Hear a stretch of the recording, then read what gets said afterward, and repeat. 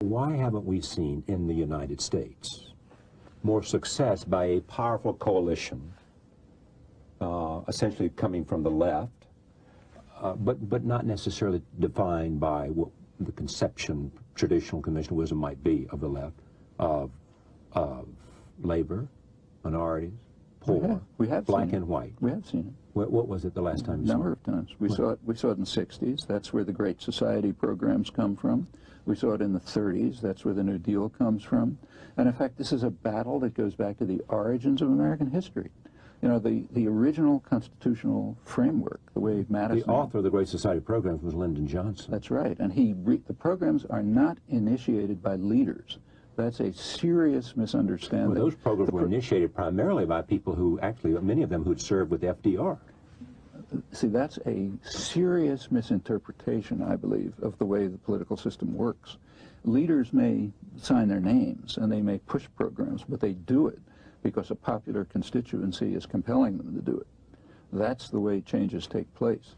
I mean, if there's a large-scale popular movement and there are pressures, there'll be somebody who'll say, I'm your leader, I'll sign since you've made the Great Society... And what happened in this, the programs that came out of the so-called Great Society were the result of popular ferment and activism and changes that were taking place, significant changes that were taking place in the 1960s, which very much democratized the society.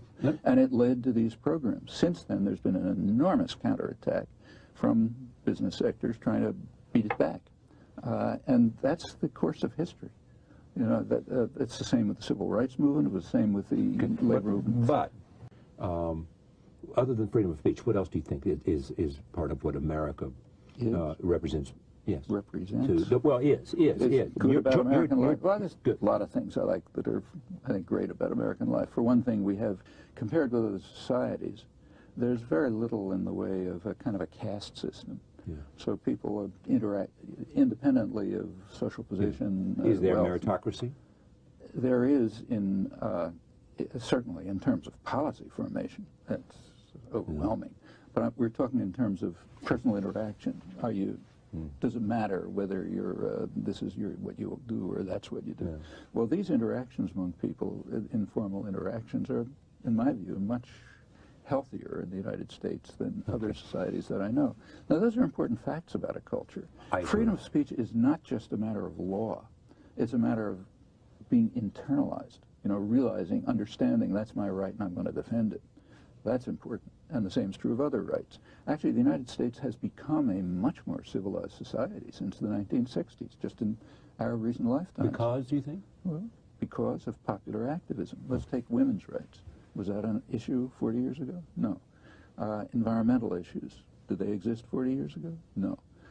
Let's take something like opposition to aggression and violence. Attitudes on that have changed enormously. I mean, when John F. Kennedy attacked South Vietnam, as he did in 1962, direct attack. You mean the assassination of Zim or what? No. When the U.S. Air Force... First sent their supporters? See, I mean, there was so little opposition to this that no one even knows what happened. But if you look back at the record, the historical and documentary record, it's not controversial. Yeah. In 1962, Kennedy sent the U.S. Air Force to start bombing South Vietnam. They did it in South Vietnamese planes with Vietnamese markings, but it was U.S. pilots and U.S. equipment, thin cover. He authorized the use of napalm. He started the crop destruction programs to keep food from the indigenous rebels. Wait a minute, he started driving millions of... Look, this is a war. Was there any protest? No. Okay, now that's changed. Well, there may have been somebody who wasn't significant. Look, I can tell you because I was directly involved in it. Well, we've got to know you because of your opposition to Vietnam. You couldn't get 4 people in a room to talk about it. I'm not arguing about this. But this is important about the country. It was 4 or 5 years before a significant popular movement developed opposing an aggressive war against another country. Let's fast forward to today. Right. In this year, there were huge popular protests before the war was officially launched. That's a tremendous change in consciousness. And why do you think that change took place? Because of the 60s? Because of because as it breathes, it gets wider and stronger? And the change took place because a lot of people worked very hard to make a change place. The same is true of civil rights, of women's rights, of environmental issues, and so on. That's the way changes happen. The same thing happened in Brazil. The popular movements developed that way, not by some leader saying, I agree with you. I do agree with you.